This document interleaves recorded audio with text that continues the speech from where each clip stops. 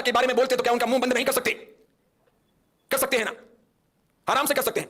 कितना भी सत्य हो, सुप्रीम कोर्ट में भी चला जाए और न्यायाधीश सत्य का पक्ष नहीं लेकर के असत्य का पक्ष ले लें, बस वो ब्रह्म ज्ञान, वो बात पक्की हो गई। तुम्हारा सत्य गया भाड़ में, उन्होंने जो कह दिया वो फाइनल, यही बात है, बाकी क्या है।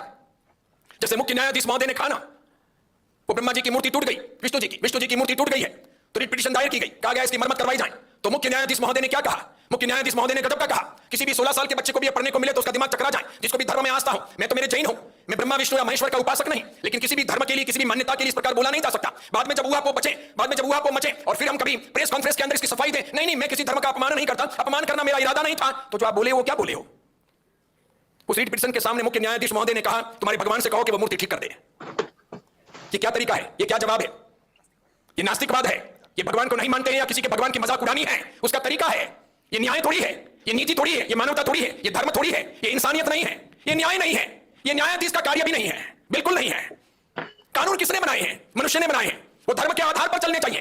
कानून तो बाद में आए, धर्म पहले आया। जो लोग आज कानूनों की बातें करते हैं, वे और उनके बाप दादा पैदा नहीं हुए थे। वे न्यायाधीश या प्रधानमंत्री या फिर कोई राष्ट्रपति या कोई बहुत बड़े आईएएस आईपीएस अफसर पैदा नहीं हुए थे, उनके बाप दादा पैदा नहीं हुए थे। तब से धर्म की नीतियां हैं। भारत धर्म के आधार पर आगे बढ़ा है, धर्म के आधार पर जिया है, धर्म के आधार पर चला है। बहुत गजब की बात है। मैं आपसे पूछना चाहता हूं, समाज में सदाचार क्यों टूट रहा? हम उसे तोड़ने क्यों दे रहे? हम पक्षपात क्यों कर रहे?